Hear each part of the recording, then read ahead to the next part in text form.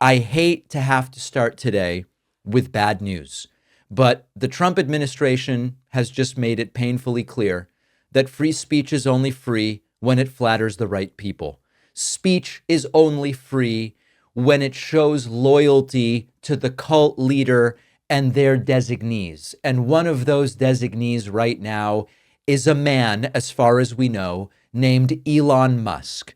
Republican Attorney General Pam Bondi went on Fox News this weekend to threaten Democratic Congresswoman Jasmine Crockett for daring to criticize the current Trump loyalist and golden child, Elon Musk. In 6 months, Musk may be worth nothing more to Trump than the gum on the bottom of his on his shoes, his lifted shoes. But right now, at least, Musk checks the loyalty boxes. And so what we have is an elected official warning another elected official. In a sense, I understand Pam Bondi is not directly elected to AG, but Trump was elected and selected her, and she was confirmed. Okay, we have a judiciary official, the top prosecutor in the country, Pam Bondi, warning another elected official, Democratic Congresswoman Jasmine Crockett, to tread carefully after Jasmine Crockett expressed support for the protest movement that is targeting Elon Musk's role in Trump's Doge, which, by the way, is basically a smash and grab of what's left of the federal government. Crockett said she wants Elon Musk to go down through nonviolent protest, through financial pressure, the classic tactics of American activism, as legal and American as apple pie, which, by the way, I would never eat. I hate apple pie, but that doesn't matter. A lot of people like it. And Pam Bondi responded like she was quoting from a bad mob movie. Nothing will happen to Elon Musk, she said, which sounds a lot less like law enforcement and a lot more like protection racketeering. Listen to Pam. On Tesla vehicles and dealerships. Give us the consequences there. And what are you learning once they're arrested? Why are they doing this? Why? We have no idea. Why might they do this? Well, we're looking at so much on this. There have been 3 federal charges so far, and I say so far. We are looking at all of these cases across the country. We have a dedicated task force. These are not isolated incidents, as you know, and these aren't vandals.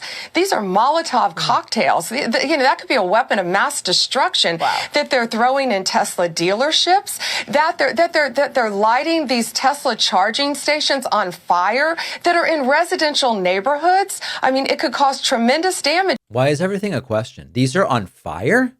These are in residential neighborhoods? Is she telling us or is she asking us? And people need to know that 3 people in custody right now, they will receive severe and swift consequences, and they are facing up to 20 years in prison. We are not negotiating these. We are not coming off these charges. We are looking at everything, especially if this is a concerted effort. This is domestic terrorism. And Maria, now you have this Congresswoman Crockett who is calling for attacks on Elon Musk on her birthday. Let's take him out on my birthday, she says.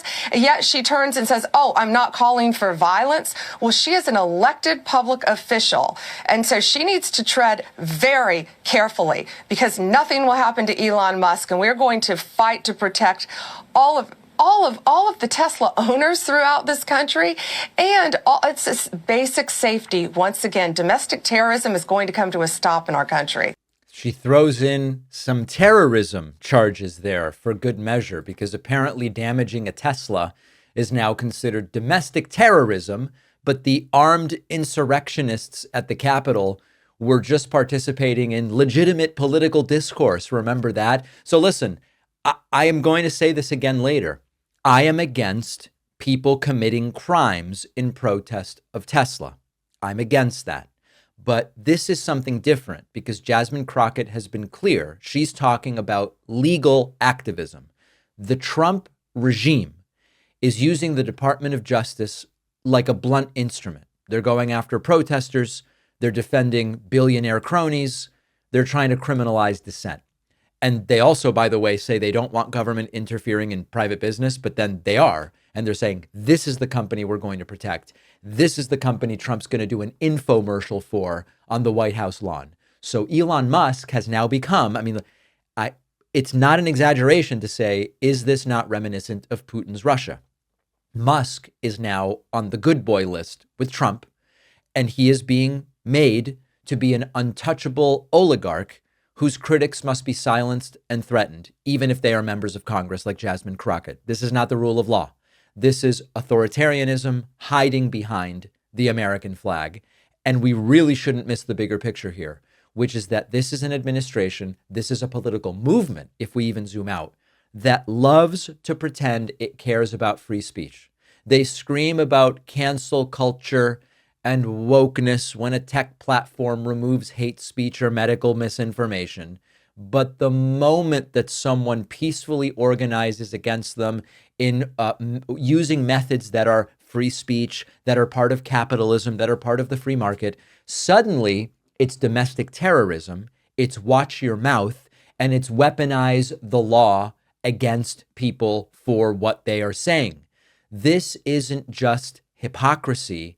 It is calculated and strategic, and it's a blueprint for authoritarianism and authoritarian control wrapped in a Fox News chyron.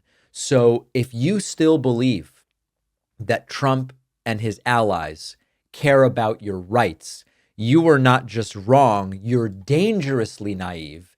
And if this doesn't convince you, then let's just go to the latest announcement from Donald Trump. After researching, writing, refining, The Echo Machine, my book, is finally out. This is not just a book about how American politics got so broken. It's also about what's happening right now and what we can still do to stop things from getting worse. Trump's been back in power. The results have been even more catastrophic than many feared, with targeting of political opponents and gutting democratic institutions, laying the groundwork to even further consolidate power. But the thing is that none of this is inevitable. The same forces that brought us here can be countered if we understand how they work and what to do about them. And that's what the Echo Machine is all about. Some say that without corporate media backing, books like this can't succeed. I think we can prove them wrong. You can get the Echo Machine right now at davidpakman.com/echo on Amazon, Barnes & Noble, Audible, Kindle, or by calling any local bookstore and asking them to order it. This book is more important than ever. If you care about what happens next, and I do, check out the Echo Machine today at davidpakman.com/echo.